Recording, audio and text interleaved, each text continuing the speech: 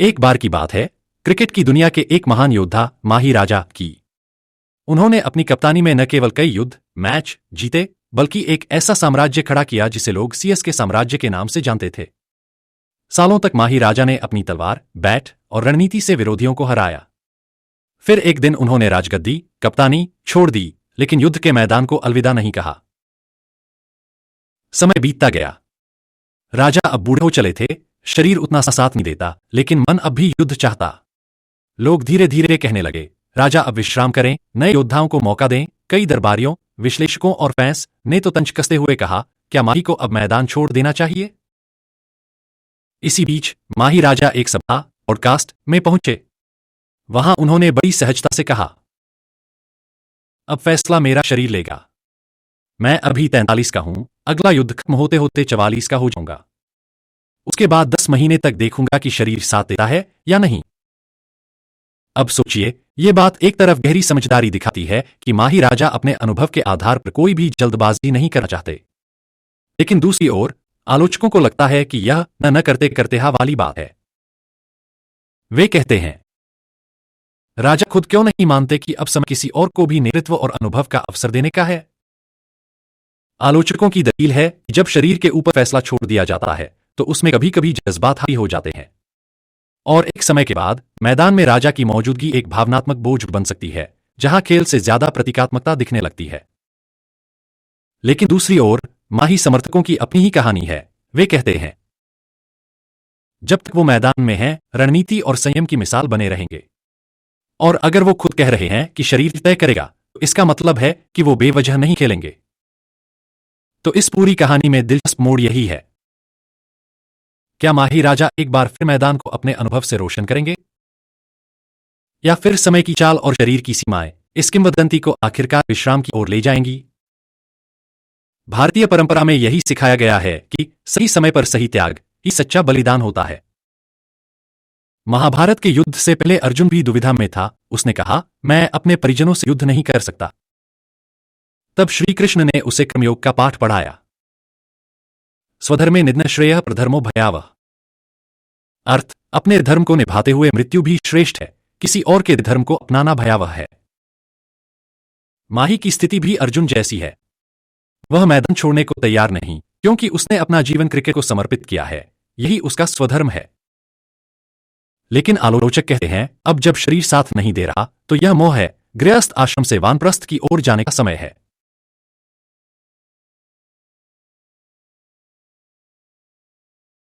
ब्रह्मचर्य श्रम शिक्षा का समय, गृहस्थ आश्रम जिम्मेदारी का समय, वानप्रस्थ आश्रम धीरे धीरे संन्यास की ओर बढ़ना, संन्यास आश्रम सब कुछ त्याग कर आत्मचिंतन करना। माही अब वानप्रस्थ के पड़ाव पर हैं, जहां राजा जंगल की ओर प्रस्थान करता है, सत्ता और युद्ध छोड़कर मार्गदर्शन देने का कार्य करता है। लेकिन वह अभी भी युद्ध भूमि मैदान में है, जबकि शायद समय आ गया है कि वे गुरुकुल खोलें और नए योद्धाओं खिलाड़ियों को प्रशिक्षित करें। भीष्म पितामह ने जीवन भर युद्ध किया, लेकिन उन्होंने इच्छा मृत्यु का वर लिया था। वे अंतिम समय तक युद्ध भूमि पर पड़े रहे, पर जब उन्होंने महसूस किया कि अब समय किसी और को आगे बढ़ने देना चाहिए, तो उन्होंने खुद को शरशन्या तीरों की शन्या पर लेटा दिया। माही क्रिकेट के भीष्म पितामह जैसे हैं, अनुभव का भंडार। पर क्या अब समय आ गया है कि वे भी अपनी इच्छा से विश्राम चुनें, ताकि अगली पीढ़ी को आगे बढ़ने का अवसर मिले? गीता में कहा गया है, कर्मण्येवाधिकारस्ते मा फलेषु कदाचन। कर्म करो, फल की चिंता मत करो। धोनी ने सदा यही किया, शांति से चुपचाप बिना दिखावे के अपने कार्य किए। अब जब वे कह रहे हैं कि शरीर तय करेगा, तो यह भी एक तरह का वैराग्य भाव है, क्योंकि वे अपने मन की नहीं, शरीर की सुनना चाहते हैं, और शायद ईश्वर की भी। धोनी की स्थिति किसी धर्मगाथा के नायक की तरह है, जहां त्याग, मोह, कर्म और बुद्धि के बीच संतुलन साधना पड़ता है। आलोचक कह रहे हैं, यह मोह है। समर्थक कह रहे हैं, यह त्याग की तैयारी है। और माही कह रहे हैं, निर्णय मेरे शरीर और समय का होगा। अब देखना यह है कि माही राजा अर्जुन की तरह श्री कृष्ण की वाणी को सुनते या भीष्म की तरह अंतिम समय तक मैदान में डटे रहते हैं। धोनी को हम सिर्फ एक क्रिकेटर के रूप में नहीं देखते, वो एक योगी योद्धा हैं, जिन्होंने कर्म को ही धर्म माना। उनका शांत स्वभाव, परिस्थितियों में संतुलन बनाए रखना और निष्काम कर्म करना भगवद गीता के आदर्श को दर्शाता है। माही वह योद्धा हैं जो जीत की चाह में नहीं बल्कि युद्ध धर्म निभाने के लिए मैदान में है। जब धोनी कहते हैं कि शरीर तय करेगा, तो यह उस दर्शन को दर्शाता है जहां मनुष्य अपनी सीमाओं को पहचान कर प्रकृति के नियमों के आगे झुकता है। उपमेय, जैसे अर्जुन ने कहा था, न शक्तोस्मि, मैं सक्षम नहीं हूं। धोनी यहां अर्जुन की तरह स्वीकारते हैं कि शरीर की सीमाएं हैं और वही अंतिम निर्णायक होगी। यह मनुष्य का वह बिंदु है जहां वह अह से समर्पण की ओर बढ़ता है। धोनी की रिटायरमेंट को लेकर चल रही असमंजस की स्थिति मोह और वैराग्य के बीच झूल रही है। मोह, खेल से जुड़ाव, मैदान की आदत, भीड़ का प्रेम। वैराग्य, त्याग की तैयारी, युवा पीढ़ी को अवसर देना, अपने अहंकार को छोड़ना। यह जीवन के उस मोड़ का संकेत है जहां आत्मा को यह तय करना होता है कि अब उसे स्व के लिए जीना है या समाज के लिए मार्गदर्शन बन जाना है। जब माही ने कप्तानी छोड़ी तो वो गुरु से ऋषि भी बनने की ओर बढ़े। एक समय जो निर्णय लेते थे, अब वहीं खिलाड़ी पृष्ठभूमि से दिशा देने वाले बन रहे हैं। उपमेय, जैसे गुरु द्रोण ने युद्ध भूमि में शस्त्र त्याग दिया था, लेकिन उनकी सीखें और प्रभाव अंत तक बने रहे। जब कोई शिखर पर पहुंच जाए तब उसे सत्ता नहीं, मार्गदर्शन का धर्म निभाना चाहिए। चेन्नई सुपर किंग्स सिर्फ एक टीम नहीं, वह धर्मक्षेत्र कुरुक्षेत्र बन चुका है।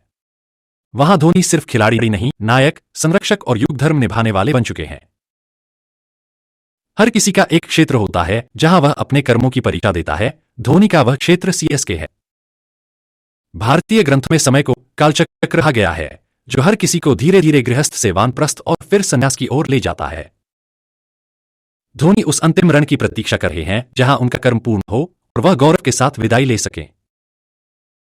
समय के चक्र में कोई भी हमेशा योद्धा नहीं रह सकता, पर वह संत बनकर युगों तक पूज्य हो सकता है। उम्र के साथ शरीर की मांसपेशियां, प्रतिक्रिया क्षमता, सहन शक्ति और रिकवरी स्पीड धीमी हो जाती है। 43 की उम्र में शरीर उतनी तेजी से रिकवर नहीं करता जितना 25 की उम्र में करता था, लेकिन दिमाग कहता है, मैं कर सकता हूं। मैंने इससे भी मुश्किल हालात में अच्छा किया है। यही परफॉर्मेंस आइडेंटिटी ट्रैप है, जहां खिलाड़ी अपने अतीत के प्रदर्शन से जुड़े रहते हैं और वर्तमान की सीमाओं को स्वीकारना मुश्किल होता है। यह एक कॉग्निटिव डिसोनेंस स्थिति है जहां मन और शरीर के संकेत एक जैसे नहीं होते। धोनी सिर्फ खिलाड़ी नहीं, एक ब्रांड, एक नेता है। ट्रांसफॉर्मेशनल लीडरशिप थ्योरी के अनुसार ऐसा नेता जो दूसरों को प्रेरित करे, मूल्य आधारित निर्णय ले और खुद को पीछे रखकर टीम को आगे करे, वह ट्रांसफॉर्मेशनल लीडर कहलाता है। धोनी ने कप्तानी छोड़कर यह किया, लेकिन मैदान में रहकर वह साइलेंट लीडर की भूमिका निभा रहे हैं। धोनी का मैदान में बने रहना टीम को मनोबल देता है, लेकिन यह सिंबॉलिक लीडरशिप है, न कि फंक्शनल। एथलीट्स डिलेमा एक प्रसिद्ध मनोवैज्ञानिक सिद्धांत है जहां खिलाड़ी को अपनी पहचान दो हिस्सों में बांटनी पड़ती है। सेल्फ एज एथलीट, मैं वही हूं जो मैं खेलता हूं। सेल्फ बियॉन्ड एथलीट, खेल के बाद मैं कौन हूं। धोनी अभी भी पहले वाले फ्रेम में है। यह बदलाव इतना आसान नहीं होता, खासकर जब पूरा राष्ट्र किसी खिलाड़ी से भावनात्मक रूप से जुड़ा हो। यह एक आइडेंटिटी क्राइसिस होती है जिसमें रिटायरमेंट लेने में विलंब, खुद को खोने का डर भी होता है। जब पूरा देश, मीडिया और फैंस आपको लीजेंड कहते हैं, तो आपका हर फैसला पब्लिक ओपिनियन से प्रभावित होता है। धोनी को पता है कि रिटायरमेंट एक इमोशनल पल होगा और उसकी टाइमिंग भी उतनी ही महत्वपूर्ण है जितनी कि खुद रिटायरमेंट। यह परफॉर्मेटिव एग्जिट की स्थिति है जहां आपको सिर्फ जाना नहीं होता, कैसे जाना है यह भी तय करना होता है। धोनी ने कहा कि वह 10 महीने का समय लेंगे यह तय करने के लिए कि खेलना है या नहीं। यह कथन स्ट्रैटेजिक फोरसाइट को दर्शाता है जहां वे चाहते हैं। शरीर की स्थिति को वैज्ञानिक आधार पर देखें। विकल्प तैयार रखें, coaching, mentorship roles. Brand value और टीम के संतुलन को भी समझें। यह एविडेंस बेस्ड डिसीजन मेकिंग की मिसाल है जहां भावना नहीं, तथ्य और अनुभव निर्णय का आधार बनते हैं। कॉर्पोरेट वर्ल्ड में जब कोई सीईओ रिटायर होता है तो उसके विकल्प पहले से तैयार किए जाते हैं, उससे ट्रांजिशन कोच दिया जाता है। धोनी जैसे खिलाड़ी को भी यह प्रक्रिया सहज नहीं लगती, क्योंकि उनके जाने से टीम के मनोबल पर असर पड़ेगा, ब्रांड वैल्यू पर असर पड़ेगा, फैंस के इमोशंस पर असर पड़ेगा। धोनी खुद एक case study in exit management बन चुके हैं। भारतीय ज्ञान से उत्पन्न नए विचार। भारतीय आश्रम व्यवस्था में रिटायरमेंट को वानप्रस्थ आश्रम से जोड़ते हैं, लेकिन आज के परिप्रेक्ष्य में हम यह नया विचार सामने रख सकते हैं। रिटायरमेंट का अर्थ केवल छोड़ना नहीं, बल्कि बदलना है। भूमिका बदलकर गुरु, मार्गदर्शक, संरक्षक बन जाना है। नया विचार। रिटायरमेंट एक स्थानांतरण है, अवसान नहीं। धोनी जैसे योगी खिलाड़ी हमें सिखाते हैं, जब तक भीतर से शांति है तब तक कर्म करना योग है, लेकिन जब कर्म असंतुलन आने लगे तब उसे त्याग देना ही सच्चा योग है। नया विचार।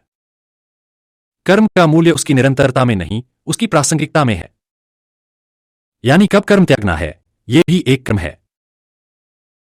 महाभारत में भीष्म पितामह युद्ध नहीं लड़ पा रहे थे, लेकिन उनकी उपस्थिति ही सैनिकों में ऊर्जा भरती थी। धोनी की मैदान पर मौजूदगी भी वैसी ही है। कभी कभी नेतृत्व शब्दों या निर्णयों से नहीं, केवल उपस्थिति से होता है। नया विचार।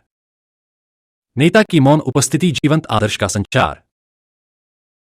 जब धोनी कहते हैं शरीर तय करेगा, तो वह केवल फिजिकल फिटनेस की बात नहीं, बल्कि एक अंतःप्रेरणा से आने वाले आत्मज्ञान की बात कर रहे हैं। नया विचार। विचार से नहीं, संवेदना से निर्णय लेना भी ज्ञान का रूप है। यह वैसा ही है जैसे योग में प्रत्याहार, बाहरी शोर से हटकर आंतरिक संकेतों की ओर जाना। महाभारत में श्री कृष्ण ने अर्जुन से कहा था कि धर्म युद्ध का समय यही है और तुमसे कोई बेहतर योद्धा नहीं।